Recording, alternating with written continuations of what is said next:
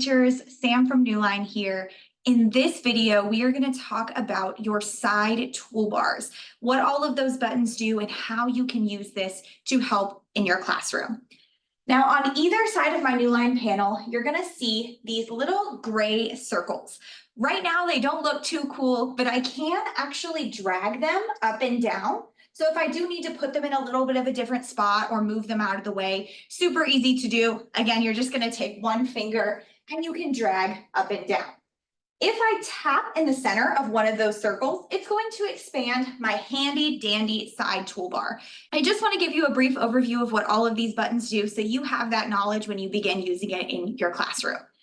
Now, starting from the top here, you have this little circle button called an OPS. That is for a built-in PC. You actually have the ability to customize that button. So if you plan to plug in a Windows device or a Chromebook, you have a way to change this button to access that source.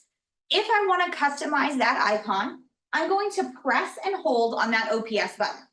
When I release, this menu is going to come up over in the center of my screen. Now, the first thing I need to do is tap OPS on the side toolbar on the left side of that window. Now it's going to allow me to customize what shows in that place. As I mentioned earlier, you can absolutely connect your own devices. So if you happen to be connecting a Windows computer or a Chromebook that is USB-C capable, I can actually choose right here at the bottom my two different Type-C options. So in this case, I'm going to pretend that I'm using my front USB-C port right here in the front of my Newline panel. If I tap that Type-C option, you're going to see that it is now changed on my side toolbar. Same thing for if you're using a Windows device that requires an HDMI cable. You could then go in and choose one of our 3 HDMI ports. If you're plugging it into the front of your panel, that's going to be HDMI 1. And if I'm plugging it in on the side of my panel, that will be HDMI 2 or 3. Once I have customized that section, I'm going to go ahead and tap X to close out of that window. And now I can go through the rest of my side toolbar options. The second option here is a little orange house button. Now, most people typically know what that house means, but that is your home option. That is always going to bring you back to this page here. So if you ever end up somewhere where you're not sure how you got there, you can always come back to your home screen and start again. The third option here is a little piece of paper and a pencil. That button, when pressed, is going to open up your panel's onboard annotation tools. Now, we do have a separate video on using your annotation tools, so make sure to check that out. But that third icon, paper and pencil, will open up these built-in tools. When I'm ready to close those tools out, I'm just going to tap that button one more time, and my annotation tools are now closed.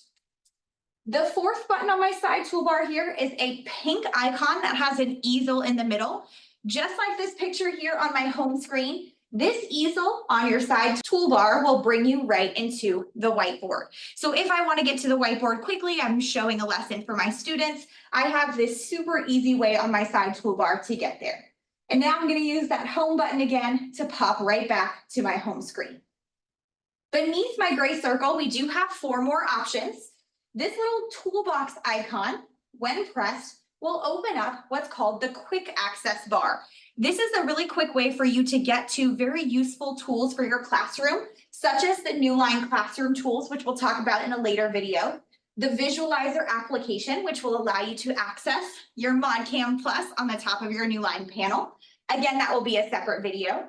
We have a sound recorder here. So if you want to record a voiceover, you are able to do that right from here, as well as a calendar. If you're working on calendar with your students, especially my elementary school teachers, you do have quick access to a calendar here, as well as a calculator for my math and science teachers. So if you want to use a big giant calculator on your Newline panel, you can get to that right from your quick access bar.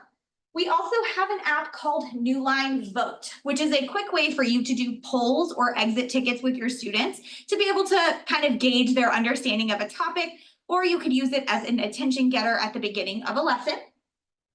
Of course, we have a clock app as well. So if, again, you want a bigger clock, instead of just your time over there on the left-hand side, you do have access to that. And then finally, we have our photos option. So photos is going to allow you to visit all of your screenshots that you have taken on your Newline panel. Again, that's something that we'll cover in a later video, but know that you do have quick access to that folder right from your quick access bar. And then we do have two more options here on the bottom. On this right-hand side, we have an option for screenshot. So if you want to take a picture of something really quickly, you have the ability to take a screenshot right from this quick access bar. And then the grand finale of this section, disable touch. If I press this option, it's going to turn off the touch on my panel. It's basically another way to freeze the screen. Say, for example, I'm going out into the hallway to monitor my students during passing period. I can turn off the touch, meaning even if my students walked up here to my panel, they wouldn't be able to click any buttons or navigate around. There is a video on this on the playlist as well. It goes through a couple of different ways that you can access that, as well as how to turn it on and off for your students. And when I'm done with the quick access bar, I'm going to tap that option to close. Right underneath there, you'll see an option that looks kind of like little sliders. If I open that up, that is actually the sound settings for my panel. So if I want to turn my volume up or down, I can just move this slider here underneath sound. Second to last option here is going to be two squares inside each other. Those two squares, when pressed, will open up what's called your running applications or your task switcher. If you're an iPhone or Android user, it's very similar to swiping up on your phone, where you can see everything that's open and close out of any applications. So right now I only have one app open, but if I did have more open, I would just swipe to get to those other applications. And if I did want to close something out, all I'm going to do is swipe up from the bottom of the screen, and that will close out my application. So that is one way you can close out of apps, but also allows you to switch back and forth between apps without always having to come back to this home screen. And the very last button on my side toolbar here is a little swoopy arrow. That is a back button. It does exactly what you would think it does. It'll take you back to a previous page or back to a previous application. So that is a quick overview of your side toolbar. One other toolbar I want to point out is this one along the bottom of the screen. If you are an Android user, you might be familiar with these icons. If you are an iPhone person like me, you might be wondering what the heck those are. So these are just some other navigation options, and a lot of them have the same functionality as stuff that already lives in your side toolbar. So this first option here on the left-hand side, the little triangle, that is also a back button. So same as this bottom option here on your side toolbar, they will take you back to a previous page or back to a previous application. This circular option here in the center is your home button. So just like your home button here on your side toolbar, that circle will always bring you right back to this page. And then the last option here, square. Square is the same thing as the two squares on your side toolbar. So again, this will take you to your running applications. And if you don't have anything currently open, this is what you will see here. But same exact idea as the two squares on the side toolbar. You can swipe to the left to see other applications and swipe up to close.